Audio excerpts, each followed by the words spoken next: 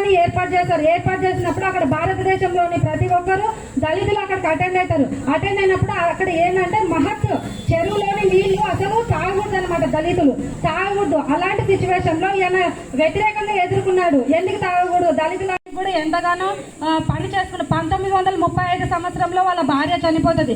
భార్య చనిపోయిన తర్వాత అలాగే జాబ్ చేసుకుంటూ వ్యాపారంలోనికి కూడా వెళ్తాడు. ఆయన రాజ్యాంగంలోనికి ప్రవేశిస్తాడు. రాజ్యాంగంలోనికి పాలిటిక్స్ లోనికి వచ్చిన తర్వాత ఆయన ఎంతగానో కృషి చేశాడు. రాజ్యాంగాన్ని కంప్లీట్ చేస్తాడు. రాజ్యాంగం రాసేది ఒక భారత రాజ్యాంగం రాయడం అంటే జాయిన్ చేసిన తర్వాత ఆమె శారదా కబీర్ అనే ఒక అమ్మాయిని, బ్రాహ్మణ కుటుంబం చెందిన ఒక అమ్మాయిని ఆయన చూసుకోవడానికి పెడతారు. అక్కడ పెట్టినప్పుడు ఆయన మంచిగా అవుతాడు. మంచిగా అయిన తర్వాత 1948 సంవత్సరం 56 సంవత్సరాలకి ఆయన రెండో వివాహం చేసుకుంటాడు. 1956 సంవత్సరంలో ఆయన బౌద్ధ మతాన్ని కూడా అనే వ్యక్తి. మనం కూడా ఇక్కడ ఆయన గురించి నేర్చుకునేది ఏంటంటే ఆయన ఆనాడు ఏనాడంటే కుల వివక్షత ఉన్నని ఆ టైంలోనే ఆయన అన్ని డిగ్రీలు సాధించినాడు. కానీ ఇప్పుడు మనకు అన్ని సదుపాయాలు ఉన్నాయి. మనము ఆయన లాగానే ఎంతోమంది అంబేద్కర్ లాగా ముందుకు రావాలని, ఎంతోమంది ఈ దేశానికి వెలుగు కాంతిగా అవ్వాలని, ఆయన మార్గంలో నడుచుకోవాలని ఆయన ఇదొకటే కాదు చాలా విషయాలు చేసి చెప్పుకుంటూ పోతే చాలా అవుతుంది. అలాగనే మనం కూడా ఒక ఆయనను స్ఫూర్తిగా తీసుకొని ఆయన లాగానే ఆయన చనిపోయినా కూడా ఆయన కృషి ఎంతగానో ఇప్పటికీ మనం ధ్యాస చేసుకుంటున్నాం. కానీ మనం కూడా ఆ విధంగా అవ్వాలని నేను కోరుకుంటూ ముగించుకుంటున్నాను. జై జై భీమ్, జై ಭಾರತ್. ನಮಗೆ ಪ್ರಗತಿ ನಾವು ನಿರೀಕ್ಷೆ ಮಾಡಿದಷ್ಟು ದೇಶದಲ್ಲಿ ಕಾಣಲಿಕ್ಕೆ ಇನ್ನೂ ಆಗಿಲ್ಲ ಅಂತ ನನ್ನ ವೈಯಕ್ತಿಕ ಅಭಿಪ್ರಾಯ. ಯಾಕಂತಂದ್ರೆ ಇವತ್ತು ಡಾಕ್ಟರ್ ಬಾಬಾ ಸಾಹೇಬ್ ಅಂಬೇಡ್ಕರ್ ಅವರನ್ನು ನಾವು ಅಧ್ಯಯನ ಮಾಡ್ತೀವಿ. ಸಾಕಷ್ಟು ವಿಶ್ವವಿದ್ಯಾಲಯಗಳಲ್ಲಿ ಇನ್ನೂ ಅಧ್ಯಯನ ನಡೀತಾ ಇದೆ. ಅಧ್ಯಯನ ಮಾಡಿ ಅವರ ಏನು ಮಾರ್ಗದರ್ಶನ ಮತ್ತು ತತ್ವ ಆದರ್ಶಗಳನ್ನು ಮತ್ತು ಬಹಳಷ್ಟು ಹಕ್ಕುಗಳನ್ನು ನಮಗೇನು ಅವರು ಕೊಟ್ಟೋಗ್ಯಾರಲ್ಲ, ಅವುಗಳನ್ನು ನಾವು ಸಂಪೂರ್ಣವಾಗಿ ಭಾರತ ದೇಶದಲ್ಲಿ ಏನು ನಾವೆಲ್ಲರೂ ಇವತ್ತು ಸುರಕ್ಷಿತವಾಗಿ ಅದೀವಿ ಅನ್ನಲಿಕ್ಕೆ ಇವತ್ತು ನಮ್ಮ ಸಮ್ಮುಖದಲ್ಲಿ ಇವತ್ತೇನು ಭಾವಚಿತ್ರ ಪೂಜೆ ಮಾಡ್ತಾ ಇದ್ದೀವಲ್ಲ, ಆ ಬಾಬಾ ಸಾಹೇಬ್ ಅಂಬೇಡ್ಕರ್ ಅವರನ್ನು ನಾವು ನೆನೆಯಲೇಬೇಕು. ನಾವು ಉತ್ತಮ ಮಾಡಿಲ್ಲ ಅಂತಂದ್ರೆ ಅದರಲ್ಲಿ ಶಿಕ್ಷಣ ಹಕ್ಕು, ಕಡ್ಡಾಯ ಹಕ್ಕು ಅಂತೇಳಿ ಅವ್ರು ಏನಾರ ಅಳವಡಿಸಲಿಲ್ಲ ಅಂತಂದ್ರೆ ನಾವೆಲ್ಲರೂ ಈ ರೀತಿಯಾಗಿರ್ಲಿಕ್ಕೆ ಸಾಧ್ಯತೆ ಇರ್ತಿದ್ದಿಲ್ಲ. ಯಾಕಂದ್ರೆ ನಾವು ಒಂದೊಂದೊಂದೊಂದು ಅರ್ಥ ಮಾಡ್ಕೊಳ್ಬೇಕಾಗತ್ತೆ. ಸುಮಾರು ಬ್ರಿಟಿಷರ ಕಾಲದಿಂದ ಅಧ್ಯಯನ ಮಾಡ್ತಾ ಬಂದ್ರೆ ಸುಮಾರು 200 ವರ್ಷ ನಮ್ಮನ್ನ ಆಳ್ವಿಕೆ ಮಾಡಿದ್ರು ಬ್ರಿಟಿಷರು. ಬ್ರಿಟಿಷರ ಆಳ್ವಿಕೆ ಯಾಕೆ ಮಾಡಿದ್ರು ಅಂತನ್ಲಿಕ್ಕೆ ನಮ್ಮಲ್ಲಿರುವಂತ ಶಿಕ್ಷಣದ ಕೊರತೆ. ಸರಿಯಾದ ರೀತಿಯಲ್ಲಿ ಶಿಕ್ಷಣ ಸಿಕ್ಕಿದ್ರೆ ಅಷ್ಟು 200 ವರ್ಷನೂ ನಮ್ಮನ್ನು ಬ್ರಿಟಿಷರು ಆಳ್ತಿದ್ದಿಲ್ಲ. ಆ ಶಿಕ್ಷಣ ವ್ಯವಸ್ಥೆ ಪದ್ಧತಿಯನ್ನು ನಾವು ಸರಿಯಾದ ರೀತಿಯಲ್ಲಿ ಅಳವಡಿಸಿಕೊಂಡಿದ್ದೇ ಆದ್ರೆ ಆ ಬ್ರಿಟಿಷರನ್ನು ಎಂದೋ ಮುಂಚಿತವಾಗಿ ಅವರನ್ನು ನಾವು ಕಳಿಸಬಹುದಿತ್ತು.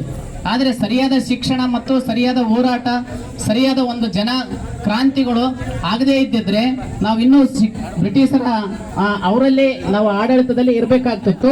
ಅಂತ ಸಂದರ್ಭಗಳಲ್ಲಿ ಡಾಕ್ಟರ್ ಬಾಬಾ ಸಾಹೇಬ್ ಅಂಬೇಡ್ಕರ್ ಅವರು ಪ್ರಪಂಚದ ಎಲ್ಲ ದೇಶಗಳನ್ನು ಸುತ್ತಾಡಿ, ಪ್ರಪಂಚದ ಎಲ್ಲ ದೇಶಗಳನ್ನು ಅಧ್ಯಯನ ಮಾಡಿ, ಪ್ರಪಂಚದಲ್ಲಿರುವಂತ ಎಲ್ಲ ರಾಜಕೀಯ ವ್ಯವಸ್ಥೆಯನ್ನು ಅಧ್ಯಯನ ಮಾಡಿ ಅವುಗಳನ್ನೆಲ್ಲ ಅರಿತುಕೊಂಡು ಭಾರತ ದೇಶಕ್ಕೆ ತಂದುಕೊಟ್ಟಂತ ಒಂದು ಕೊಡುಗೆ ಅಂದ್ರೆ ಸಂವಿಧಾನ. ಭಾರತ ದೇಶಕ್ಕೆ ಅತ್ಯಮೂಲ್ಯವಾದ ಕೊಡುಗೆ ಅಂತಂದ್ರೆ ಅದು ಸಂವಿಧಾನ. ಭಾರತದ ಸಂವಿಧಾನವನ್ನು ನಾವು ಏನ್ ಮಾಡ್ತಾ ಇದೀವಿ ಅಂತಂದ್ರೆ ಇವತ್ತು ಎಲ್ಲರೂ ಅವುಗಳನ್ನು ಅಳವಡಿಸಿಕೊಂಡು ನಮ್ಮ ಜೀವನ ಶೈಲಿಯನ್ನು ಬದಲಾವಣೆ ಮಾಡಲಿಕ್ಕೆ, ದೇಶದ ಭದ್ರತೆಗಾಗಿ ನಾವೆಲ್ಲ ಪ್ರಯತ್ನಗಳನ್ನು ಮಾಡ್ತಾ ಇದ್ದೀವಿ. ಅದರಲ್ಲಿ ಸಾಕಷ್ಟು ಹಕ್ಕುಗಳನ್ನು ಅಳವಡಿಸಿಕೊಟ್ಟಿದ್ದಾರೆ. ಬರೀ ಶಿಕ್ಷಣ ಹಕ್ಕು ಅಷ್ಟೇ ಅಲ್ಲ, ಶಿಕ್ಷಣ ಹಕ್ಕು ಜೊತೆಗೆ ಸಾಕಷ್ಟು ಹಕ್ಕುಗಳನ್ನು ಸಹ ಅವುಗಳಲ್ಲಿ ಅಳವಡಿಸಿಕೊಟ್ಟಿದ್ದಾರೆ. ಆ ಹಕ್ಕುಗಳನ್ನು ಸಹ ನಾವು ಮಕ್ಕಳಿಗೆ ಸರಿ, ಯಾಕಂದ್ರೆ ಆದರ್ಶ ವ್ಯಕ್ತಿಗಳು ಏನದಾರಲ್ಲ ನಮಗೋಸ್ಕರ ಅವುಗಳನ್ನೆಲ್ಲ ಬರೆದಿಟ್ಟು ಹೋಗಿರ್ತಾರ. ನಮಗೋಸ್ಕರ ಇವತ್ತು ಮಹಾತ್ಮ ಗಾಂಧೀಜಿ ಇರ್ಬೋದು, ಮಹಾನ್ ವ್ಯಕ್ತಿಗಳು ಏನೇನು ದೇಶದಲ್ಲಿ ಅಳವಡಿಸಿ ಹೋಗ್ಯಾರ ಎಲ್ಲ ಮಹಾನ್ ವ್ಯಕ್ತಿಗಳ ಪರಿಚಯಾತ್ಮಕ ಪುಸ್ತಕಗಳನ್ನು ಸಹ ನಾವು ವಾಚನಾಲಯದಲ್ಲಿ ಇಟ್ಟು ಮಕ್ಕಳನ್ನ ಅಲ್ಲಿ ಕರೆತಂದಾಗ ಮಾತ್ರ ಆ ಮಕ್ಕಳು ಆ ಪುಸ್ತಕಗಳನ್ನು ಓದಿದಾಗ ತಮ್ಮ ಜೀವನದ ವ್ಯವಸ್ಥೆಯನ್ನು ಕಟ್ಕೊಳ್ಳಿಕ್ಕೆ ಸಾಧ್ಯ ಆಗುತ್ತೆ ಅಂತ ಈ ಸಂದರ್ಭದಲ್ಲಿ ಹೇಳ್ತಾ, ಸಾಕಷ್ಟು ಸಮಯ ಇದೆ, ಇನ್ನು ಮಹಾನ್ ವ್ಯಕ್ತಿಗಳು ಬರ್ತಾ ಇರಬೇಕು. ಆಗ ಮಾತ್ರ ಮಾನವರಾಗಿ ಬದುಕಲಿಕ್ಕೆ ಸಾಧ್ಯ. ಇಲ್ಲ ಅಂತಂದ್ರೆ ನಮ್ಮ ಮಾನವೀಯತೆಯನ್ನು ನಾವೇ ಕಳ್ಕೊಂಡಂಗಾಗುತ್ತೆ. ನಾವು ಅಂತ ಮಾನವೀಯತೆಯನ್ನು ಗಳಿಸ್ಕೊಳ್ಬೇಕಾದ್ರೆ, ಅಳವಡಿಸಿಕೊಳ್ಬೇಕಾದ್ರೆ ಇಂಥ ಮಹಾನ್ ವ್ಯಕ್ತಿಗಳ ಬಗ್ಗೆ ಸಾಕಷ್ಟು ಅಧ್ಯಯನವನ್ನು ಮಾಡ್ತಾ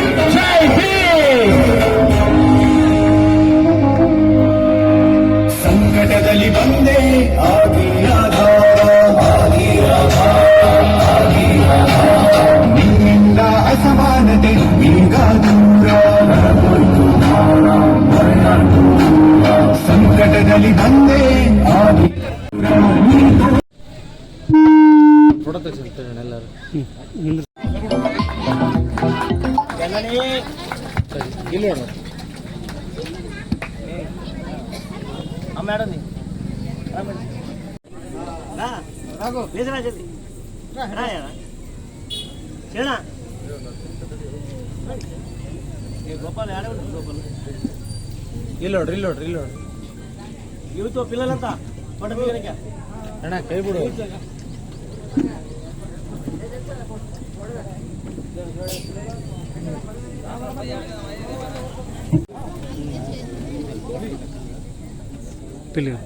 ಇವತ್ತು ಪಿಲ್ಲಲ್ಲ ಇವತ್ತು ಜಲ್ದಿ 2 ನಿಮಿಷ ಅಲ್ಲ.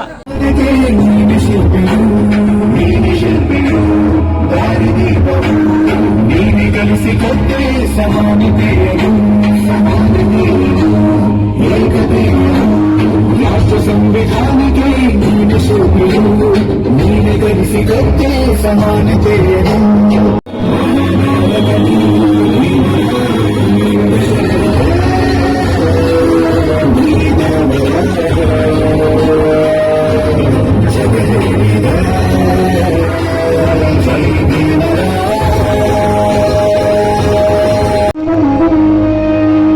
ಸಂಕಟಗಳು ಬಂದೇ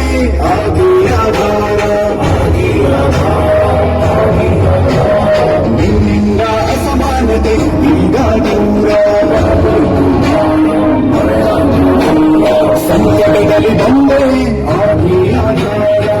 ನಿನ್ನಿಂದ ಅಸಮಾನತೆ ಈಗ ದೂರ ನೀ ತೋರಿದ ದಾರಿ ದೇಶ ಸಾಗಿದೆ ಸೂರ್ಯನೀರು ಭೇದವೀಗ ದೂರವಾಗಿದೆ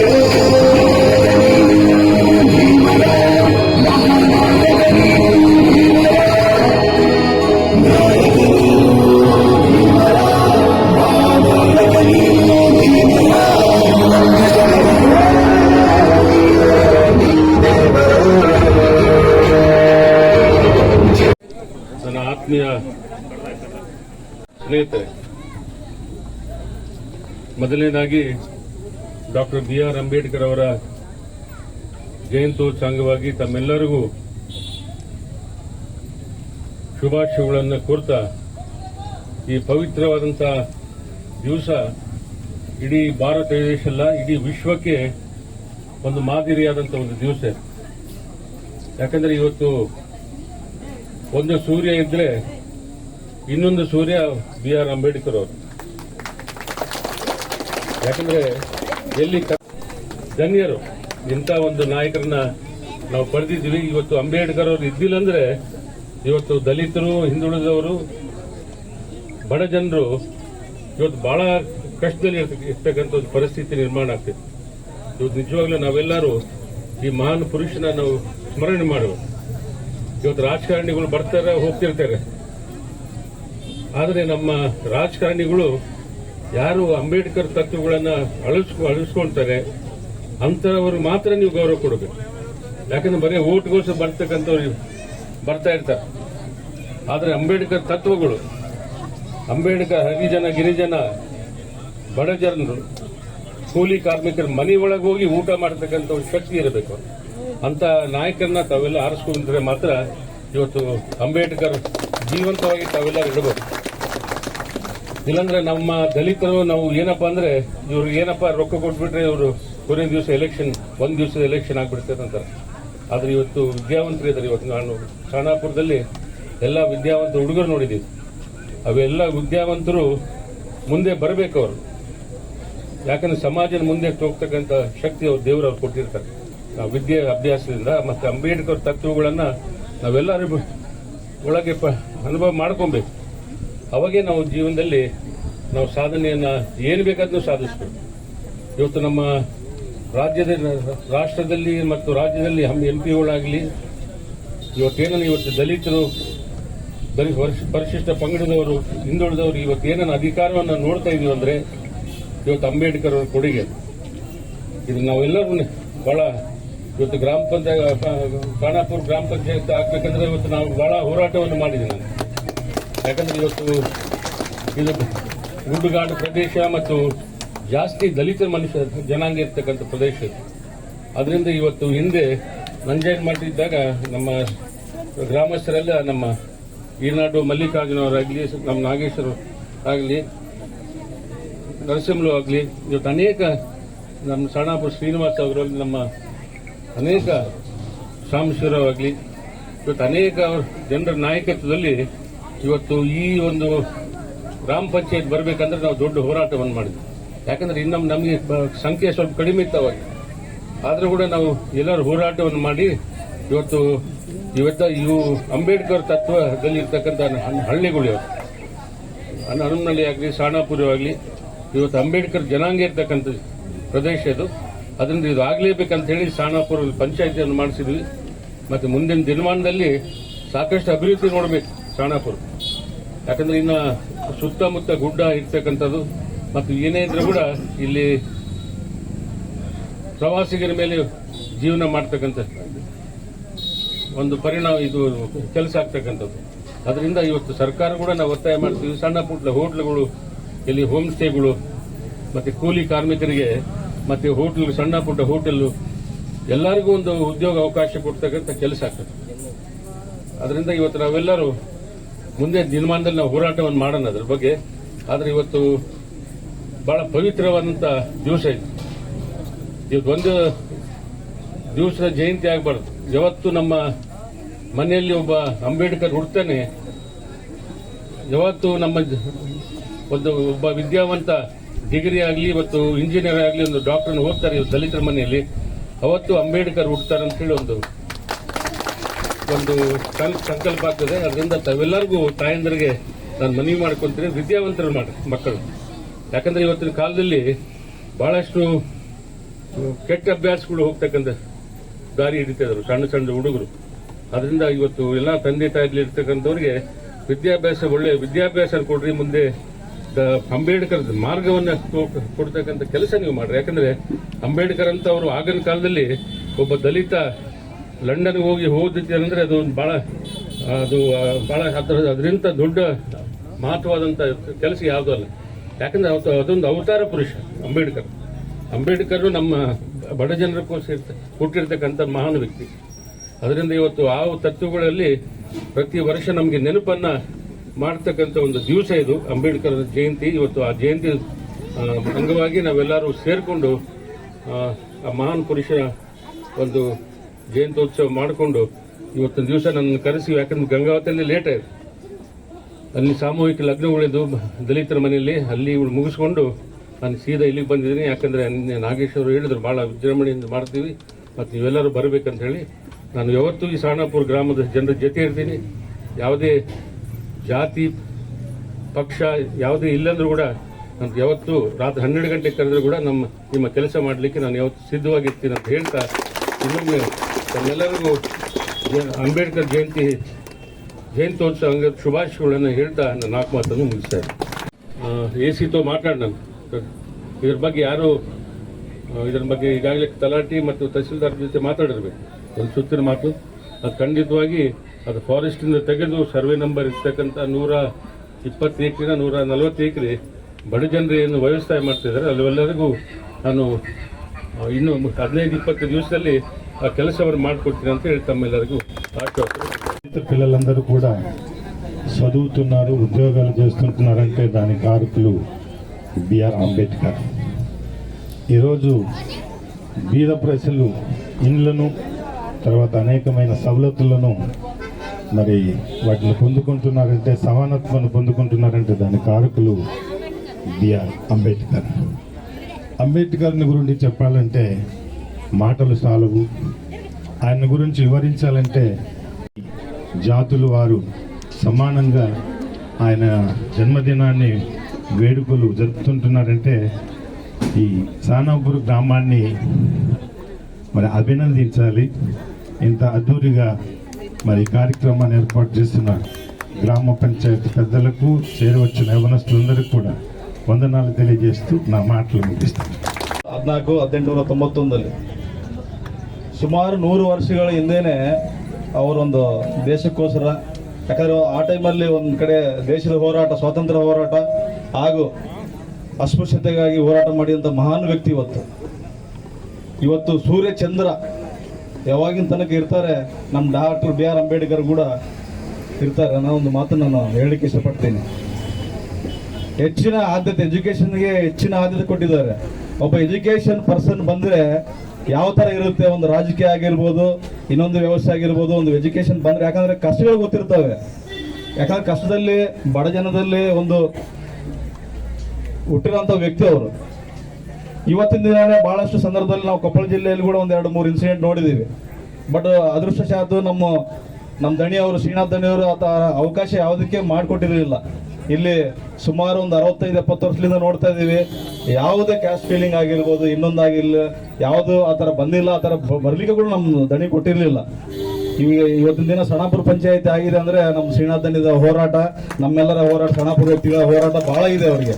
ಯಾವುದೇ ಸರ್ಕಾರ ಬಂದಿರೋದು, ಬಿಜೆಪಿ ಇರ್ಬೋದು, ಇನ್ನೊಂದು ಸರ್ಕಾರ ಇರ್ಬೋದು, ನಮಗೆ ನಮ್ಮ ದಣಿ ಕೆಲಸಗಳು ಮಾಡಿಕೊಟ್ಟಿದ್ದಾರೆ. ಗ್ರಾಮ ಪಂಚಾಯತಿ ಬಂತು, ಸಣ್ಣ ಪುಟ್ಟ ಯಾವುದೇ ಸಮಸ್ಯೆಗಳು, ಪೊಲೀಸ್ ಡಿಪಾರ್ಟ್ಮೆಂಟ್ ಆಗಲಿ, ಇನ್ನೊಂದಾಗಿ ಇರ್ಬೋದು, ಶ್ರೀನಾಥ್ ದಣಿ ಬಹಳಷ್ಟು ಸಪೋರ್ಟ್ ಮಾಡಿದ್ದಾರೆ. ಇವಾಗ ನಮ್ದೊಂದು ಸ್ಮಾಲ್ ರಿಕ್ವೆಸ್ಟ್ ಇದೆ ಸರ್. 9-10ನೇ ಕ್ಲಾಸ್ ನಮ್ಮ ಗುಡ್ಗಾಳ ಪ್ರದೇಶ ಸುಮಾರು 10 ವರ್ಷದಿಂದ ಹೋರಾಟ ಮಾಡ್ತಾ ಇದೀವಿ. ಇವತ್ತಿನ ದಿನ 9-10ನೇ ಕ್ಲಾಸ್ ಸ್ಯಾಂಕ್ಷನ್ ಆಗಿದೆ. ನಮ್ಮೆಲ್ಲ ಅದೃಷ್ಟ ಅಂತ ಹೇಳ್ಬೋದು ಇವತ್ತಿನ ದಿನ. ಅದನ್ನ ಸ್ವಲ್ಪ ಮೂವ್ಮೆಂಟ್ ಮಾಡೋದಿದೆ. ಆಲ್ರೆಡಿ ಒಂದ್ 2-3 ಸಲ ನಾವು ದಣಿ ಕಡೆ ಹೋಗಿದ್ದೀವಿ. ದಣಿಗಳು ಎಲ್ಲ ಮಾತಾಡಿದ್ದಾರೆ. ಇವತ್ತಿನ ದಿನ ಅದು ಕೂಡ 9-10ನೇ ಕ್ಲಾಸ್ ನೆಕ್ಸ್ಟ್ ವರ್ಷ ಆಗ್ತಾ ಇದೆ. ಅದಕ್ಕೆ ಬಿಲ್ಡಿಂಗ್ ಸ್ಯಾಂಕ್ಷನ್ ಆಗಬೇಕಾಗಿದೆ ಸರ್. ಅದೊಂದು ಸ್ವಲ್ಪ ನೀವು ಮಾಡಿಕೊಡ್ಬೇಕು ಸರ್ ದಯವಿಟ್ಟು. ಇನ್ನೊಂದೇನಂದ್ರೆ ನಮ್ದು ಚಿಕ್ಕ ಪಂಚಾಯತಿ, ಸಣಾಪುರ ಗ್ರಾಮ ಪಂಚಾಯತಿ ಅಂದ್ರೆ ಸುಮಾರು 4,500 ಜನ ಇರ್ಬೋದು, ಮೋಸ್ಟ್ಲಿ ಹೆಚ್ಚು ಕಡಿಮೆ 4,500 ಜನ. ಬಹಳಷ್ಟು ಬಡವರಿರುವಂಥ ಪ್ರದೇಶ. ಈಗಾಗಲೇ ನಮ್ಮ ದಣಿಯವರು ಮಾತಾಡಿದ್ದಾರೆ. ಸಣ್ಣ ಪುಟ್ಟ ಹೋಟ್ಲುಗಳಿಗೆ ಈ ಪ್ರಾಧಿಕಾರ ಏರಿಯಾ ಇರೋದ್ರೆ ನಮ್ಗೆ ಯಾವುದು ಮಾಡೋಕ್ಕೆ ಅವಕಾಶ ಕೊಡ್ತಾ ಇಲ್ಲ. ಪಂಚಾಯತಿಯಿಂದ ಆಗಿರ್ಬೋದು, ಜಿಲ್ಲಾ ಪಂಚಾಯತಿ ಆಡಳಿತ ಆಗಿರ್ಬೋದು, ಪ್ರಾಧಿಕಾರ ಅವರು ಯಾವುದು NOC ಕೊಡ್ತಾ ಇಲ್ಲ. ಆದರೂ ಇಲ್ಲಿ ನಾವು ಇಷ್ಟು ದಿನ ಏನೋ ಒಂದು ಜೀವನ ಮಾಡ್ತಾ ಇದೀವಿ ಅಂದ್ರೆ ಅದು ನಮ್ಮ ದಣಿ ಹೆಸರು ಹೇಳ್ಕೊಂಡು ನಮ್ಮ ಇಲ್ಲಿ ಇರುವಂಥ ಒಂದು ಜಿಲ್ಲಾ ಪಂಚಾಯತ್ ವ್ಯಕ್ತಿಗಳಾಗಿರ್ಬೋದು, ಇನ್ನೊಂದು ಯಾವುದೋ ಒಂದು ಇದನ್ನು ನಾವು ಇದು ಮಾಡ್ಕೊಂತ ಇದೀವಿ. ಅದನ್ನು ಸ್ವಲ್ಪ ನಮ್ಮ ದಣಿಯವರು ಬಹಳಷ್ಟು ವರ್ಷಗಳಿಂದ, ಒಂದು 15-20 ವರ್ಷದಿಂದ ಅದು ಕೂಡ ಅವಕಾಶ ಮಾಡಿಕೊಟ್ಟಿದ್ದಾರೆ. ಅದು ಒಂದು ಹೊಸ ಬಿಲ್ಡಿಂಗ್ಗೆ ಸುಮಾರು ಒಂದು ಗ್ರಾಮ ಪಂಚಾಯತಿ ಕೂಡ ಇಲ್ಲ. ಆಮೇಲೆ ಇದು 9ನೇ ಕ್ಲಾಸ್ ಕೂಡ ಬಿಲ್ಡಿಂಗ್ ಕೂಡ ನಮ್ಮ MLA ಗ್ರಾಂಟ್ ಅಲ್ಲಿ ಇವಾಗ ನೋಡ್ತಾ ಇದ್ದೀವಿ. ಸುಮಾರು 1.5-2 ವರ್ಷ ಆಯ್ತು ಯಾವುದೇ ಸರ್ಕಾರದಿಂದ ನಮಗೆ ಅನುದಾನ ಬಂದಿಲ್ಲ ಸರ್. ಇರುವಂತ ಸಣ್ಣ ಪುಟ್ಟ ಕಾರ್ಯಕ್ರಮ, ಸಣ್ಣ ಪುಟ್ಟ ಒಂದು 15-16 ಲಕ್ಷದಲ್ಲಿ ಪಂಚಾಯತಿನ ಒಂದು ಮೇಂಟೈನ್ ಮಾಡೋದು ತುಂಬಾ ಕಷ್ಟ ಆಗಿದೆ ಸರ್ ನಮಗೆ. ಆ ಇರುವಷ್ಟರಲ್ಲೇ ಸ್ವಲ್ಪ ಕಾಮಗಾರಿ, ಬಸ್ ಸ್ಟ್ಯಾಂಡ್ ಆಗಿರ್ಬೋದು, ಶಾಲೆ ಹುಡುಗರಿಗೆ ಪುಸ್ತಕಗಳಾಗಿರ್ಬೋದು. ಯಾಕಂದ್ರೆ ಇಲ್ಲಿ ಇರುವಂತ ಬಡ ಮಕ್ಕಳಿಗೆ 1000 ಇರೋದನ್ನ 1500 ಮಾಡಿದ್ವಿ ಸರ್ ಸ್ಕಾಲರ್ಶಿಪ್ನ. ಆಮೇಲೆ ಯಾವುದೇ ಬಡ ಜನದಲ್ಲಿ ಯಾರಾದ್ರು ತೀರ್ಕೊಂಡ್ರೆ ಅವ್ರಿಗೆ 1500 ಇರೋದು 3000 ಮಾಡಿದ್ವಿ ಸರ್. ವೈಯಕ್ತಿಕ ಆಗಿರಲಿ, ನಮ್ಮ ಊರನ್ನ ನಾವು ಎಲ್ಲರೂ ಸೇರಿ ಕಾಪಾಡ್ಕೋಬೇಕು ಅನ್ನೋ ದೃಷ್ಟಿಯಿಂದ ನಾಗೇಶ್ ಅಣ್ಣ ಆಗಿರ್ಬೋದು, ನಮ್ಮ ಬರ್ಕಲ್ ಭಾಗ ಇರ್ಬೋದು, ನಮ್ಮ ಶ್ರೀನಿವಾಸ್ ಕಾಕಾಗಿರ್ಬೋದು, ಎಲ್ಲರೂ ಕೂಡ ಇವತ್ತಿನ ದಿನ ವಸಂತ ಎಲ್ಲರೂ ಕೂಡ ಹೋರಾಟ ಮಾಡ್ತಾ ಇದೀವಿ. ಎಲ್ಲರೂ ವಿಭಿನ್ನ ಅಭಿಪ್ರಾಯಗಳು, ಬಟ್ ಅವ್ರದೆಲ್ಲ ವಿಚಾರ ಏನು, ನಮ್ಮ ಊರನ್ನ ಒಂದು ಒಳ್ಳೇದು ಮಾಡ್ಬೇಕು ಅನ್ನೋ ಒಂದು ವಿಚಾರ ಇದೆ. ನಿಮ್ಮ ಸಪೋರ್ಟ್ ಇದ್ದೀರಿ ಸರ್. ಈ ಸಣಾಪುರ ಪಂಚಾಯತಿ ಇನ್ನಷ್ಟು, ಯಾಕಂದ್ರೆ ಇದು ನಮ್ಮ ಟೂರಿಸಂ ಏರಿಯಾ, ಬಹಳಷ್ಟು ದೇಶಗಳಿಂದ ಬರ್ತಾ ಇರ್ತಾರೆ. ನಮಗೆಲ್ಲ ಬಡ ಜನರಿಗೆ ಜೀವನೋಪಾಧಿ ಮಾಡಲಿಕ್ಕೆ ಒಂದು ಅವಕಾಶ ಮಾಡಿಕೊಡ್ಬೇಕಂತೇಳಿ ಒಂದು ವಿನಂತಿ ಸರ್. ಆಮೇಲೆ ಹೆಚ್ಚಿನದಾಗಿ ಇವತ್ತಿನ ದಿನ ನಾವು ದೇವರಿಗೆ ಯಾವ ಥರ ಕೈ ಮುಗಿತೀವೋ ಇವತ್ತಿನ ದಿನ ನಾವು ಅಂಬೇಡ್ಕರ್ ದಿನ ಅವ್ರನ್ನ ಕೈ ಮುಗಿಬೇಕಾಗುತ್ತೆ. ಯಾಕಂದ್ರೆ ಇವತ್ತಿನ ದಿನ ನಾನು ಕೂಡ ದಣಿ ಅವರು ಕೊಟ್ಟಿರುವಂಥ ಪುಸ್ತಕಗಳಾಗಿರ್ಬೋದು, ನಮ್ಮ ಜಂಗಿಲಮ್ಮ ಅವರು ಮೆಂಬರ್ ಆದಾಗ ನಾವು ಅವರು ಸೈನ್ಸ್ ಪುಸ್ತಕ ಓದ್ಬೇಕಂದ್ರೆ 1600-2000 ರೂಪಾಯಿ ಇತ್ತು, ಅವ್ರು ಕೊಡಿಸಿದ್ರು ನನಗೆ. ನಾನು ಕೂಡ ಒಂದು ಜನರಲ್ ಕುಟುಂಬದಲ್ಲಿ ಇಲ್ಲದ್ರು ಕೂಡ ನಾನು SC/ST ಹಾಸ್ಟೆಲ್ಲೇ ಓದಿದ್ದೀನಿ. ದಣಿಯವರು ಅವತ್ತಿನ ದಿನ ನನಗೆ ಪರ್ಮಿಷನ್ ಕೊಟ್ಟು ಅಲ್ಲೇ ಉಳ್ಕೊಳಕ್ಕೆ ಎಲ್ಲ ಮಾಡಿಕೊಟ್ಟಿದ್ದಾರೆ. ಅದಕ್ಕೆ most of the education importance ಕೊಡ್ರಿ. ನೀವು ತಂದೆ ಏನು ಮಾಡ್ತೀರಂದ್ರೆ ಒಂದು PUC ಡಿಸ್ಕಂಟಿನ್ಯೂ ಮಾಡ್ತಾರೆ. ಬಹಳಷ್ಟು ಜನ ಯುವಕರು ಇವತ್ತಿನ ದಿನ ಹೆಚ್ಚಿನ ಎಜುಕೇಶನ್ ಮಾಡ್ಬೇಕು ಇವತ್ತಿನ ದಿನ. ಯಾಕಂದ್ರೆ ಸರ್ಕಾರದಿಂದ ಬಹಳಷ್ಟು ಸವಲತ್ತುಗಳಿದಾವೆ, ಸ್ಕಾಲರ್ಶಿಪ್ಗಳಿದಾವೆ. ಹುಡುಗರು ಯಂಗ್ಸ್ಟರ್ಸ್ ಏನಾಗ್ತಾ ಇದಾರೆ ಅಂದ್ರೆ ಯಾರು ಕೂಡ ಈ ಪೊಲೀಸ್ ಡಿಪಾರ್ಟ್ಮೆಂಟ್ ಆಗಿರ್ಬೋದು, ಯಾವುದೋ PDO ಆಗಿರ್ಬೋದು, KS IAS ಎಕ್ಸಾಮ್ಸ್ ಆಗಿರ್ಬೋದು, ಯಾವುದು ಬರೀತಾ ಇಲ್ಲ. ಯಾವುದೊಂದು PUC ಮಾಡಿ ಡಿಸ್ಕಂಟಿನ್ಯೂ ಮಾಡ್ತಾ ಇದ್ದಾರೆ. ಅದು ಯಾವ ಥರ ಮಾಡಬೇಡಿ. ಯಾಕಂದ್ರೆ ಇವತ್ತಿನ ದಿನ ಯುವಕರು ಎಜುಕೇಶನ್ಗೆ ಬಹಳಷ್ಟು ಇಂಪಾರ್ಟೆನ್ಸ್ ಕೊಡ್ತಾ ಇದ್ದಾರೆ. ಊರಿನ ಜನರು ಕೂಡ ಲೀಡರ್ಸ್ ಅವರು ನಿಮ್ಗೆಲ್ಲ ಸಹಾಯ ಮಾಡ್ಲಿಕ್ಕೆ ನಾವೆಲ್ಲ ಮುಂದಿದ್ದೀವಿ. ಯಾವುದೇ ಕಾರಣಕ್ಕೂ ನೀವು ಎಜುಕೇಶನ್ ಡಿಸ್ಕಂಟಿನ್ಯೂ ಮಾಡುವಂತ ಒಂದು ಸ್ಮಾಲ್ ರಿಕ್ವೆಸ್ಟ್ ಹೇಳ್ತಾ ಈ 2 ಮಾತನ್ನ ಮಾತಾಡ್ಲಿಕ್ಕೆ ಅವಕಾಶ ಮಾಡಿಕೊಟ್ಟಿರುವಂತ ನಿಮ್ಮೆಲ್ಲ ನಮ್ಮ ಪ್ರೀತಿಯ ಅಕ್ಕ ತಂಗಿಯರಿಗೆ, ಅಣ್ಣ ತಮ್ಮಂದರಿಗೆ ನಮ್ಮೆಲ್ಲ ಒಂದು ಮಾತು ಹೇಳಕ್ಕೆ ಇಷ್ಟಪಡ್ತೀನಿ. ನಾನು ಇರುವ ತನಕ ನಮ್ಮ ದಣಿ ಆಗಲಿ ನಮ್ಮೆಲ್ಲರೂ ಕೂಡ ಎಜುಕೇಶನ್ ಬಹಳ ಇಂಪಾರ್ಟೆನ್ಸ್ ಕೊಡ್ತೀವಿ. ಯಾವುದೇ ಕಾರಣಕ್ಕೂ ನೀವು ಎಜುಕೇಶನ್ ಡಿಸ್ಕಂಟಿನ್ಯೂ ಮಾಡಬೇಡ್ರಿ. ಏನೇ ಸಹಾಯ ಬೇಕಾದ್ರೂ ನಾವೆಲ್ಲ ಇರ್ತೀವಿ ಅನ್ನೋ ಮಾತನ್ನ ಹೇಳಿ ಈ 2 ಮಾತನ್ನ ಅವಕಾಶ ಮಾಡಿಕೊಡ್ರಿ. ಎಲ್ಲ ಥ್ಯಾಂಕ್ ಯು, ಧನ್ಯವಾದ. ಎಲ್ಲರೂ ಒಂದ್ಸಲ ಜೋರಾಗಿ ಚಪ್ಪಾಳೆಯನ್ನು ತಡೋಣ.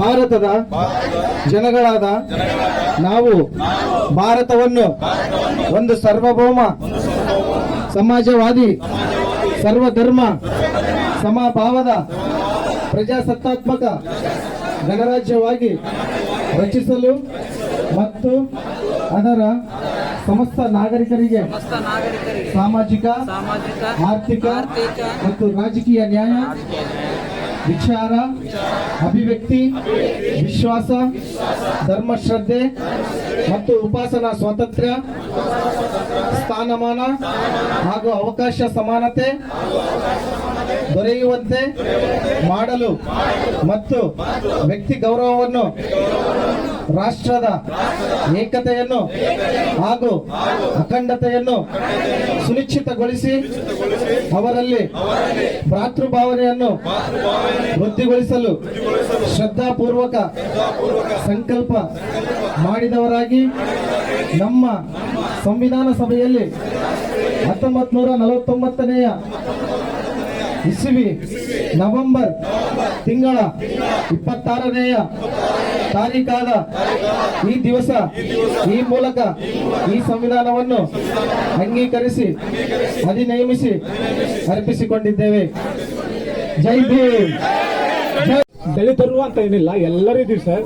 ಅದರಿಂದ ಎಲ್ಲರಿಂದ ನಿಮ್ಗೆ ಒಂದು ಮನವಿ ಸರ್, ನಾವು ಅಂಬೇಡ್ಕರ್ ಜಯಂತಿ ಮಾಡ್ಬೇಕಂದ್ರೆ ಏನು ಇಲ್ಲಿ ರಸ್ತೆಯಲ್ಲಿ ಇರ್ತೀವಿ, ರಸ್ತೆಯಲ್ಲಿ ಮಾಡ್ತೀವಿ. ಅದು ಬೇಕಂಗಿಲ್ಲ, ನಿಮ್ಮ ಕಡೆಯಿಂದ ನಮಗೆ ಅಂಬೇಡ್ಕರ್ ಸ್ಟ್ಯಾಚು ಹಾಗೂ ಅಂಬೇಡ್ಕರ್ಗೆ ಒಂದು ವಿಗ್ರಹ ಮಾಡೋದಕ್ಕೆ ಒಂದು ಸೂಕ್ತವಾದ ಸ್ಥಳ, ಅದನ್ನು ಹೆಂಗನ್ನಾಗ್ಲಿ ನಾವು ಎಲ್ಲೋ ಒಂದು ದುಡಿತೀವಿ ಬರ್ತೀವಿ ಅಂದ್ರೆ ನಮ್ಮ ದೇವರಾದಂಥ ಅಂಬೇಡ್ಕರ್ ಅವರಿಗೆ ಒಂದು ಸೂಕ್ತವಾದ ಸ್ಥಳ ಬೇಕು ಸರ್. ಇಲ್ಲ ಸರ್, ಅದಕ್ಕೋಸ್ಕರ ಅದಕ್ಕೆ ಏನಂತ ಇಲ್ಲಿ ಅಧ್ಯಕ್ಷರಿದ್ದಾರೆ, ಉಪಾಧ್ಯಕ್ಷರಿದ್ದಾರೆ, ಸರ್ವ ಸದಸ್ಯರಿದ್ದಾರೆ. ಇದರಿಂದ ನಿಮ್ಮ ಕಡೆಯಿಂದ ಒಂದು ಮನವಿ ಸರ್, ಅದಕ್ಕೋಸ್ಕರ ನಮ್ಗೆ ಒಂದು ಸೂಕ್ತವಾದ ಸ್ಥಳ ಮಾಡ್ರಿ. ಅಂಡ್ ಒಂದು ಸ್ಟ್ಯಾಚುಗೆ ನಿಮ್ಮ ಕಡೆಯಿಂದನೇ ನಮ್ಗೆ ಆಗ್ಬೇಕು, ಬೇರೆಯವ್ರು ನಮ್ಗೆ ಬೇಕಾಗಿಲ್ಲ, ನಮ್ಗೆ ಬೇಕಾಗಿಲ್ಲ. ನಿಮ್ಮ ಕಡೆಯಿಂದ ಆಗುತ್ತೆ ಹೆಂಗನ್ನಾಗಿ ನಿಮ್ಮಿಂದ ಮಾಡಿಕೊಡಿ. ಅದನ್ನು ನಾವು ನಿಮ್ಮನ್ನು ನಮ್ಮ ಹೃದಯದಲ್ಲಿ ಇಟ್ಕೊಂತೀವಿ ಸರ್. ಅದಕ್ಕೋಸ್ಕರ ಸೂಕ್ತವಾದ ಸ್ಥಳ ಹಾಗೂ ಸ್ಟ್ಯಾಚು ಅದೊಂದು ಮಾಡಿಕೊಡಿ ಸರ್. ಅಂಡ್ ನಿಮಗೆ ಒಂದು ನಮ್ಮ ಹೃದಯಪೂರ್ವಕ ಮನವಿ ಸರ್, ಎಲ್ಲ ಯುವಕರಿಂದ, ಗ್ರಾಮದ ಹಿರಿಯರಿಂದ, ನಮ್ಮ ಗ್ರಾಮಸ್ಥರಿಂದ ಮನವಿ ಸರ್. ಮನವಿಯನ್ನು ಮಾಡಿದ್ದಾರೆ. ಈ ಕೆಲಸ ಯಾವಾಗ ಹೇಳಿದ್ರೆ ಯಾವಾಗೂ ಮಾಡಿಬಿಡ್ತಿದ್ದಾರೆ. ಇದು ಇಷ್ಟು ವರ್ಷ ಯಾಕಂದ್ರೆ ನಾನು ಒಬ್ಬೊಬ್ಬ ಶಾಸಕರಾಗಿ ಇವತ್ತು ಇರ್ತಾರೆ, ಇನ್ನೊಬ್ರು ಮತ್ತೆ 5 ವರ್ಷ ಆದ್ಮೇಲೆ ಇನ್ನೊಂದು ಆದ್ರೆ ಕಾಯಮಾಗಿ ಸಣ್ಣಪುರವನೇ ಇಲ್ಲೇ ಇರ್ತಕ್ಕಂಥವನು, ಇಲ್ಲಿ ಪಕ್ಕದಲ್ಲೇ ಇರ್ತಕ್ಕಂಥವನು. ಅದರಿಂದ ನೀವು ಯಾವಾಗೂ ಕೇಳಿದ್ರೆ ಇಷ್ಟೊತ್ತಿಗೆ ನಾವು ಕುದುರಿಸ್ಬಿಡ್ತೀವಿ ನಮ್ಮ ಎಲ್ಲ ಹಿರಿಯರಿದ್ದಾಗ. ಆದ್ರೂ ಕೂಡ ನಾನು ಇವತ್ತು ಮಾತು ಕೊಡ್ತಾ ಇದ್ದೀನಿ, ಅದು ಒಂದು ಸುಂದರವಾದಂತ ಒಂದು ಸ್ಟ್ಯಾಚ್ಯೂವನ್ನು ಮಾಡಿಸ್ಕೊಡೋಣ. ಧರ್ಮ ಇರಬಹುದು, ಯಾವುದೇ ಜಾತಿ ಇರಬಹುದು, ಯಾವುದೇ ಮನುಷ್ಯ ಇರಬಹುದು, ಎಲ್ಲರಿಗೂ ಕೂಡ ಸಮಾನವಾದ ಒಂದು ಹಕ್ಕನ್ನು ಕೊಟ್ಟಿದ್ದಾರೆ ಅಂದ್ರೆ ಅವರು ಬಿ.ಆರ್. ಅಂಬೇಡ್ಕರ್ ಅವರು. ಅವರು ಬಹಳ ಜ್ಞಾನವುಳ್ಳವರು, ವಿದ್ವಾಂಸರು. ಬಹಳ ಜ್ಞಾನ ಐತಂದ್ರೆ ಒಂದು 2 ಉದಾಹರಣೆ ಹೇಳಬೇಕಾದ್ರೆ, ವಿದೇಶದಲ್ಲಿ ಅರ್ಥಶಾಸ್ತ್ರದಲ್ಲಿ ಅವರು ಡಾಕ್ಟರೇಟ್ ಪದವಿ ಪಡ್ತಾ ಇದ್ದಂದ್ರೆ, ನಮ್ಮ ಒಂದು ಭಾರತ ದೇಶದಲ್ಲೇ ಮೊಟ್ಟ ಮೊದಲ ಒಂದು ಅರ್ಥಶಾಸ್ತ್ರದಲ್ಲಿ ವಿದೇಶದಲ್ಲಿ ಡಾಕ್ಟರೇಟ್ ಪದವಿ ಪಡೆದಾರೆ ಅಂದ್ರೆ ನಮ್ಮ ಬಿ.ಆರ್. ಅಂಬೇಡ್ಕರ್ ಅವರು. ಇವರು 64 ಡಿಗ್ರಿಗಳನ್ನು ಹೊಂದಿರುತ್ತಾರೆ. ಬಹಳವಾದ ವಿದ್ವಾಂಸಕರು ಇವರು. ಲಂಡನ್ ವಿಶ್ವವಿದ್ಯಾಲಯದಲ್ಲಿ ಪ್ರಪಂಚದ ವಿಶ್ವದ ವಿದ್ವಾಂಸರನ್ನು ಒಂದು 100 ಜನ ಪಟ್ಟಿ ಮಾಡ್ತಾರೆ. ಎಷ್ಟು? 100 ಜನ ಪಟ್ಟಿ ಮಾಡ್ತಾರೆ. ಮೊದಲನೇ ವ್ಯಕ್ತಿ ಅಂದ್ರೆ ನಮ್ಮ ಭಾರತ ದೇಶದ ಮೊಟ್ಟ ಮೊದಲನೇ ವ್ಯಕ್ತಿಯಾಗಿ ನಮ್ಮ ಬಾಬಾ ಸಾಹೇಬ್ ಅಂಬೇಡ್ಕರ್ ಅವರು ವಿಶ್ವದ ವಿದ್ವಾಂಸರಾಗಿ ಇರ್ತಾರೆ. 2 ರೂಪಾಯಿ ಇದ್ರೆ ಅದರಲ್ಲಿ 1 ರೂಪಾಯಿಯಿಂದ ಊಟ ಮಾಡಿ, ಇನ್ನ 1 ರೂಪಾಯಿಯಿಂದ ಪುಸ್ತಕವನ್ನು ತೆಗೆದುಕೊಳ್ಳಿ ಅಂತ ಹೇಳಿರ್ತಾರೆ. ಎಲ್ಲರೊಂದ್ಸಲ ಜೋರಾಗಿ ಚಪ್ಪಾಳೆ. ಊಟ ಏನ್ ಮಾಡ್ತದೆ ಅಂದ್ರೆ ನಮ್ಮನ್ನು ಬದುಕಿಸ್ತದೆ. ಏನ್ ಮಾಡ್ತದೆ? ನಮಗೆ ಬದುಕಲಿಕ್ಕೆ ಊಟ ಬೇಕು. ಆದ್ರೆ ಆ ಬದುಕದನ್ನ ಹೇಗ್ ಬದುಕಬೇಕಂತ ತೋರಿಸೋದಕ್ಕೆ ಪುಸ್ತಕ ಬೇಕು. ಜೋರಾಗಿ ಎಲ್ಲರೂ ಚಪ್ಪಾಳೆ. ಒಂದು ಪುಸ್ತಕವು ಒಂದು ಕತ್ತಿಯಂತೆ, ಒಂದು ಖಡ್ಗದಂತೆ. ಒಂದು ಪುಸ್ತಕವನ್ನು ತೆಗೆದುಕೊಳ್ಳುವ ಅಭ್ಯಾಸವನ್ನು ನಾವು ಬೆಳೆಸ್ಕೊಳ್ಳೋಣ. ನಮ್ಮ ಮಕ್ಕಳಿಗೂ ಅದನ್ನ ಬೆಳೆಸೋಣ ಅವರಲ್ಲಿ. ಯಾಕಂದ್ರೆ ಶಿಕ್ಷಣವಿದ್ದರೆ ಎಲ್ಲದೂ ಸಾಧ್ಯ. ಶಿಕ್ಷಣದಿಂದಲೇ ಎಲ್ಲದನ್ನೂ ಸಾಧಿಸಲು ಸಾಧ್ಯ. ಇವತ್ತು ರಾಜಕೀಯ ಪರವಾಗಿ ಹಾಗೂ ಶೈಕ್ಷಣಿಕ ಪರವಾಗಿ ಇವತ್ತು ಉನ್ನತ ಸ್ಥಾನಗಳಲ್ಲಿ ಈ ಒಂದು ಹೆಣ್ಮಕ್ಕಳು ಒಂದು ದೇಶದ ಪ್ರಧಾನಿಯಾಗಿ ನಮ್ಮ ಇಂದಿರಾ ಗಾಂಧಿ ಅವರೊಂದು ಮಾತು ಹೇಳ್ತಾರೆ ನೋಡ್ರಿ, ನೀವು ಗುಡಿಯೊಳಗೆ ನನ್ನನ್ನ ಕರ್ಕೊಳಿಕ್ಕೆ ಆಗ್ಲಿಲ್ಲೇನೋ, ಯಾಕಂದ್ರೆ ಅವರು ವಿಧವೆ ಆಗಿರ್ತಾರೆ. ಆದ್ರೆ ನನ್ನನ್ನು ಅಂಬೇಡ್ಕರ್ ಅವರು ಅಸೆಂಬ್ಲಿಗೆ ಕಳಿಸ್ತಿದ್ದಾರೆ. ಎಲ್ಲರೂ ಒಂದ್ಸಲ ಜೋರಾಗಿ ಚಪ್ಪಾಳೆ. ಎಲ್ಲ ನನ್ನ ಭೀಮ ವಂದನೆಗಳು. ಡಾಕ್ಟರ್ ಭೀಮರಾವ್ ಅಂಬೇಡ್ಕರ್ ಅವರ ಜನ್ಮ ದಿನಮಿತ್ಯ ಇವತ್ತು HG ರಾಮುಲುಧನಿನ ಈ ಸಾನಾಪುರ್ನಲ್ಲಿ ನೆನೆಸುತ್ತಾ, ಅಂಬೇಡ್ಕರ್ನ ನೆನೆಸುತ್ತಾ, ಹಾಗೂ ಇಲ್ಲಿ ನನ್ನ ತಾಯಂದಿರಿಗೆಲ್ಲರಿಗೂ ನಮಸ್ಕಾರ. ನಾನು ಏನು ಹೇಳ್ತೀನಿ ಅಂದರೆ, ಪದೇ ಪದೇ ನಾನು ಶಿಕ್ಷಣ ಬಗ್ಗೆನೇ ಹೇಳ್ತಿದ್ದೆ ಸ್ಕೂಲ್ನಲ್ಲಿ. ಇವತ್ತು ಡೆವಲಪ್ಮೆಂಟ್ ಆಗಬೇಕಂದ್ರೆ ಸಾನಾಪುರ್ ಸ್ಕೂಲು HG ರಾಮುಲು ಶ್ರೀನಾಥನಿ ಹತ್ರ ಹೋಗಿದೆ. ಬರ್ಕಲ್ ರಾಜಣ್ಣ, ನಾನು, ನಮ್ಮ ಅಶೋಕ್ ಅವರು ಹೋಗಿ 10ನೇ ಕ್ಲಾಸು, ಇವತ್ತು 10ನೇ ತರಗತಿ ವ್ಯಾಸಂಗ ಪಡ್ತಕ್ಕಂಥ 2 ಕ್ಲಾಸ್ ತಗೊಂಡ್ಬಂದಿದ್ದೀವಿ. ಈಗ ಅದು ಕೂಡ ಸ್ಯಾಂಕ್ಷನ್ ಆಗೈತಿ. ನೆಕ್ಸ್ಟ್ 10ನೇ ಕ್ಲಾಸು ಸ್ಯಾಂಕ್ಷನ್ ಆಗೈತಿ. ಕರ್ನಾಮಗಡ್ಡೆಯಲ್ಲಿ ಅಲ್ಲೇ ಉದ್ಘಾಟನೆ ಮಾಡ್ತೀವಿ ನೆಕ್ಸ್ಟ್ 2 ತಿಂಗಳಾದ್ಮೇಲೆ.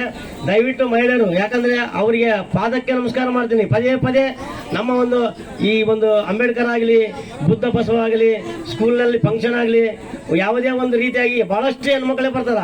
ಈ ಗಂಡು ಮಕ್ಕಳು ಯೂತ್ ಇದಾರಲ್ಲ, ಹಿಂದೆನೆ ಬಿದ್ದಿರ್ತಾರೆ. ಅವಾಗ ಹಿಂದಿನ ಚೇರ್ನಲ್ಲಿ ಇರ್ತಾರಲ್ಲ, ಕ್ಯಾಕೆ ಹೊಡ್ಕಂತ ಅಂಬೇಡ್ಕರ್ ಬಗ್ಗೆ ಮಾತಾಡ್ಕಂತ.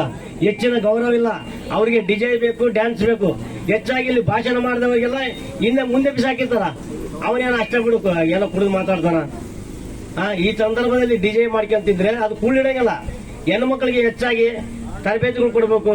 ಆಮೇಲೆ ಆ ಮಕ್ಕಳಿಗೆ ಓದಲಿಕ್ಕೆ ಬುಕ್ ಕೊಡಬೇಕು. ಇವತ್ತು ಎಲ್ಲೋ ಕಷ್ಟ ಬಿದ್ದು ರಾತ್ರಿ ಆಗಲು ಕೆಲಸ ಮಾಡ್ತಕ್ಕಂಥ ಫ್ಯಾಕ್ಟ್ರಿಯಲ್ಲಿ ಕೆಲಸ ಮಾಡ್ತಕ್ಕಂಥ ನಮ್ಮೂರಲ್ಲಿ ಅವರೆಲ್ಲರೂ ಇವತ್ತು ದಾನಿಗಳಾಗಿ ಬರ್ತಾ ಇದ್ದಾರೆ.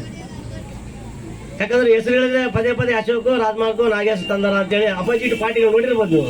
ಅವು ಗೆಲ್ಲಂಗಿಲ್ಲ, ಅವು ಸೋಲಂಗಿಲ್ಲ. ನಮ್ಮನ್ನ ಹೇಳ್ತೇನೆ ಇರ್ತವೆ ನಾವು. ಅಂದ್ರೆ ನಮ್ಮವರಂತಲ್ಲ, ಈ ದೇಶದ ಬಗ್ಗೆ ಮಾತಾಡ್ತಾ ಇದ್ದೀನಿ.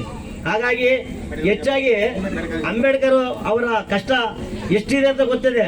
ನೀವೆಲ್ಲ ಏನಂತಂದ್ರೆ, ಎರಡೊಬ್ಬ ಅಂಬೇಡ್ಕರ್ ಮಾದಿಗೋಡಂಟ, ಆತನಿಗೆ ಎಂದಿಗೆ ನಮಸ್ಕಾರ చేయಲ್ಲ ಅಂತೇಳಿ ಬಹಳ ಜನ ಬೇರೆ ಬೇರೆ ಕ್ಯಾಸ್ಟ್ನವರು ಸೀರೆ ಕೊಡಕ್ ಹೋದ್ರೆ ತಗೊಂಡಿಲ್ಲ. ಯಾಕಂದ್ರೆ ಅವ್ರ ಕುಲ ಎಲ್ಲೈತೋ ಗೊತ್ತಿಲ್ಲ. ಈಗ ನಮ್ಮಪ್ಪ ಯಾರೋ ಗೊತ್ತಿಲ್ಲ, ನಮ್ಮಪ್ಪ ಎಲ್ಲಿಂದ ಬಂದ ಗೊತ್ತಿಲ್ಲ. ಈ ಪ್ರಪಂಚದಲ್ಲಿ ಭೂಮಿ ಮೇಲೆ ಹುಟ್ಟಿದವನು ಮಾದಿಗ ಫಸ್ಟ್, ಆಮೇಲೆ ಕುಲಗಳೆಲ್ಲವನು. ನಾನು ಲಿಂಗಾಯತ, ನಾನು ಬ್ರಾಹ್ಮಣ, ನಾನು ಮಾದಿಗ, ನಾನೊಬ್ಬ ಲಿಂಗಾಯತ, ನಾನು ಇನ್ನೊಬ್ಬನು ಜಾತಿಯವನು. ಅಂಬೇಡ್ಕರ್ಗೆ ಯಾವ ಜಾತಿ ಇಲ್ಲ. ಪ್ರತಿಯೊಬ್ಬರು ನಿಮ್ಮ ಹೆಣ್ಮಕ್ಳು ಎಷ್ಟು ಜಾತಿಯವರಿದಾರೋ ಅವ್ರ ಮೂಲ ಹಕ್ಕು ನಿಮ್ಗೆ ದೇವರತ, ಮಾನವ ಜಾತಿ ದೇವರತ. ನೀವು ಗಾಯಮ್ಮ, ಹುಲಿಯಮ್ಮ, ಎಲ್ಲಮ್ಮ, ಎಮ್ಮೆ, ಕರ ಎಲ್ಲ ತಿಂತಿರಲ್ಲ, ಅಲ್ಲಿ ಪೂಜೆ ಮಾಡ್ತಿರಲ್ಲ, ಅದು ಕೂಡ ಅಂಬೇಡ್ಕರ್ ಬರ್ದಾನ. ಅಲ್ಲಿ ಕೂಡ ಉಂಡಿ ಎನಿಸ್ಬೇಕು. ಕರೆಕ್ಟ್ ₹1 ಕಾಲ್ ಮಾಡಿದ್ರೆ ಒಳಗಾಗ್ತಾನೆ ಅಂಬೇಡ್ಕರ್. ಸಂವಿಧಾನ ಬರೆದಿದ್ದದು. ಆಂಜನೇಯ ಸ್ವಾಮಿಯಲ್ಲಿ ಎಷ್ಟು ಭ್ರಷ್ಟಾಚಾರ ಮಾಡ್ತಿದ್ವಿ ಗೊತ್ತಾಯ್ತು ನಿಮ್ಗೆ. ನೀವು ಹೆಣ್ಮಕ್ಳು ಹೋಗ್ತೀರಿ, ಎಲ್ಲ ಜಾತಿಯವರು ಅಲ್ಲಿ ಬುದ್ಧ, ಬಸವ, ಅಂಬೇಡ್ಕರ್ ಎಲ್ಲ ಹೋಗ್ತಾರಲ್ಲ, ಅವರೆಲ್ಲ ಏನ್ ಮಾಡ್ತಾರ, ಅಲ್ಲಿ ಹೋಗಿ ಉಂಡ್ಯಾಗ ರೊಕ್ಕ ಹಾಕ್ತಾರ. ಅಲ್ಲಿ ಕೂಳಿಲ್ಲ ನಿಮ್ಗೆ. ಮತ್ತೆ ಆಂಜನೇಯ ಸ್ವಾಮಿ ಎಲ್ಲಿ ಹೋದ? ಕೂಳಿಲ್ಲ. ಬೇಡಿಕೆ ಬಂದು ಇಂಥವೆಲ್ಲ ನಾವು ಮಾಡಲ್ಲ. ಇದು ಬುದ್ಧ, ಬಸವ, ಅಂಬೇಡ್ಕರ್ ಒಂದು ಶಿಸ್ತು ಇರ್ತೈತಿ. ನಿಮ್ಮ ಮನೆ ದೇವ್ರು ಇವ್ರು ಮರ್ಯ ಮಾದಿಗೆ ಏನಪ್ಪ ಇಲ್ಲಿಟ್ಟು ಬಿಟ್ರಲ್ಲ ನಮ್ಮ ಏರಿಯಾಗ ಅಂತ ಬಹಳ ಜನ ಅಂದಾರ ಇದು ಮನವತ್ನಲ್ಲಿ. ಹಾಗಾಗಿ ನಿಮ್ಮ ಮನೆ ದೇವ್ರು ಇವರು. ನಿಮಗೆ ಕುಲ ಫಲ ನಮ್ಮೂರಲ್ಲಿ ಸಾನಾಪುರ ಇದೆಲ್ಲ, ಬೇರೆ ಬೇರೆ ಡಿಸ್ಟಿಕ್ ನಲ್ಲಿ ಕುಲ ಇದೆ.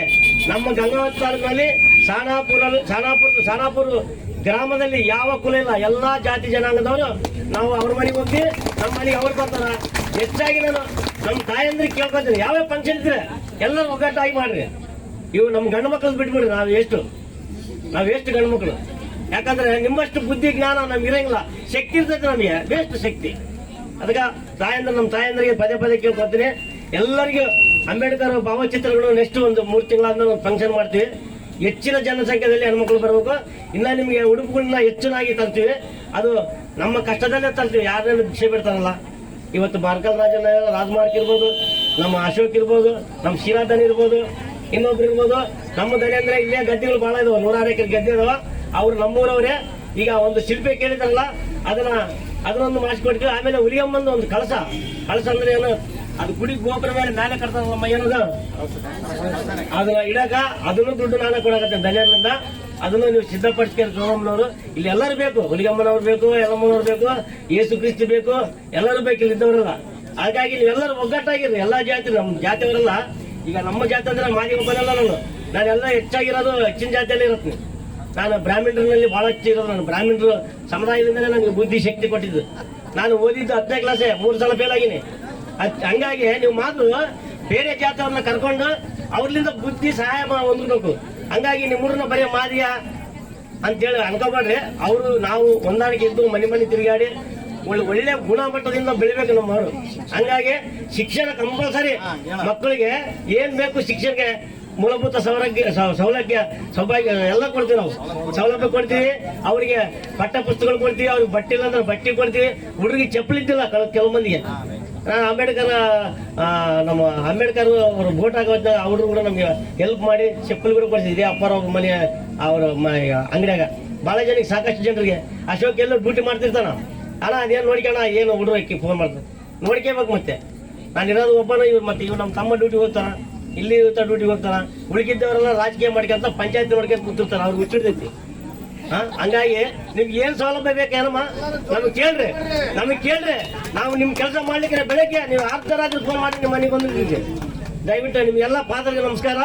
ಜೈ ಭೀಮ್, ಜೈ ಕರ್ನಾಟಕ.